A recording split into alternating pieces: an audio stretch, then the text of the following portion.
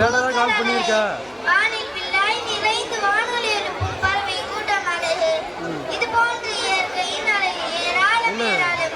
அல்லாஹ் கூறுகிறான், லகத் ஹலகனல் இன்சான ஃபீ அஹ்சனி தக்வீம். மனிதனை நாம் அழகிய முறையில் படைத்தோம். இயற்கையை விடவும் மனிதனை அல்லாஹ் அழகாக படைத்துள்ளான். மனிதனை உருவாக்கும் விதம் பற்றி இப்போது நாம் விரிவாக காண்போம்.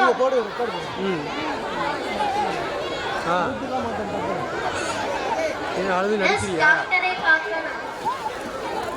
கொஞ்சம் வெயிட் பண்ணுங்கம்மா. பேஷண்ட் அவர் சொல்லுங்க. மேடம் டாக்டர் உங்களை உள்ள கூப்பிடுறாங்க, நீங்க உள்ள போலாம். சொல்லு. அழுது நடிக்கிறான்னு கேட்கிறேன். வாங்கம்மா. அஸ்ஸலாமு அலைக்கும். உட்காருங்கம்மா. அப்பதான் எனக்கு தெரியுது.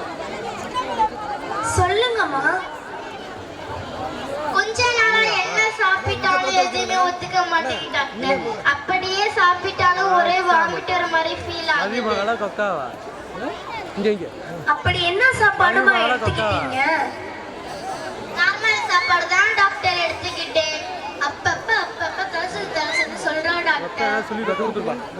ஓ அப்படியா? உங்க கையை கொஞ்சம் கொடுங்கம்மா.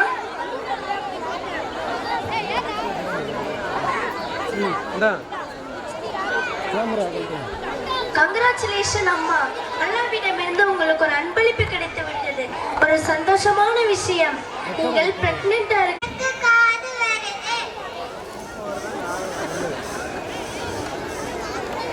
وَلَقَدْ خَلَقْنَا الْإِنسَانَ مِنْ سُلَالَةٍ مِنْ طِينٍ.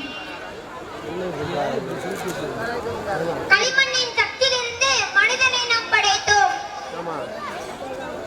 ثُمَّ جَعَلْنَاهُ نُطْفَةً فِي قَرَارٍ مَكِينٍ. பின்னர் பாதுகாப்பான இடத்தில் வெட்டுத்துளியாக நாம் ஆக்கினோம். ثُمَّ خَلَقْنَا النُّطْفَةَ عَلَقَةً. பின்னர் அந்த பிந்துத்துளியை கருவெற்ற சினை முட்டையாக நாம் ஆக்கினோம். وَخَلَقْنَا الْعَلَقَةَ مُضْغَةً. பின்னர் அந்த கருவெற்ற சினை முட்டையை தசைமிண்டமாக நாம் ஆக்கினோம். மற்றொரு இடத்தில் يَخْلُقُكُمْ فِي بُطُونِ أُمَّهَاتِكُمْ خَلْقًا مِّن بَعْدِ خَلْقٍ فِي ظُلُمَاتٍ ثَلَاثٍ. உங்கள் தாயின் வயிற்றில் ஒரு படைப்புக்கு பின் இன்னொரு படைப்பாக 3 இருள்களில் உங்களை நாம் படைத்தோம். அந்த 3 இருள்கள் என்பது தாயின் அடிவயிறு, கர்ப்பப்பையின் சுவல், குழந்தையை சுற்றி இருக்கும் சவுப்படலம். இப்போது 4வது மாத கருவின் வளர்ச்சியை கருவே கூறுவதை நாம் கேட்போம். இதுதான் 4வது மாத கரு. கேமரா இத டைப் பண்ணுங்க. டைப் பண்ணிருக்கா? டைப் பண்ணிருக்கா? அப்படியே வாங்க. இந்த ஓர எடுத்து வாங்க. இந்த கச்சிரமா கழிச்சு விடுங்க. எனக்கு மூக்கு வரும், மூக்காலே சுவாசிக்க முடியாது. எனக்கு காது வரும். அந்த வானவரே 4 கட்டளை பிறப்பிக்கிறார். அது அவர்களின் செயல் எப்படி இருக்கும் என்பதையும் அவனுடைய வாதாத்தையும் அவனுடைய வாழ்நாளையும் அவன் நல்லவனா கெட்டவனா என்றும் எழுதுவதற்கு இந்த வானவரை கட்டளையிடப்படும். பிறகு அதில் உயிர் ஊதப்படும். இவங்க சொன்ன ஹதீஸை கேட்டீங்களா? எந்த மாசத்துல ரூஹ் ஊதப்படும்னு சொல்றாங்க? அதாவது 4வது மாசத்துல ரூஹ் ஊதப்படும். இதுதான் 5வது மாத கரு. நான் 5வது மாத கரு. நான் இந்த மாதத்தில தான் சுறுசுறுப்பா இருப்பேன்.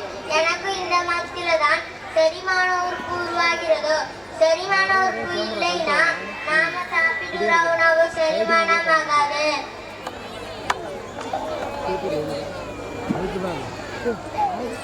இதுதான் 6வது மாத கரு. நான் தான் மரகரு. எனக்கு இந்த மாசம் கல்லூரி தொடர்ந்து எனக்கு மூளை மற்றும் நரம்பு மற்றும் பலமாயினது. இதுதான் 7வது மாத கரு. வேற யாரால் படைக்க முடியும்? அல்லாஹ் ஒருவனால தான் படைக்க முடியும். அல்லாஹ் குர்ஆனில் வஃபி அன்ஃபுசிகும் அஃபலா துப்சிரூன்.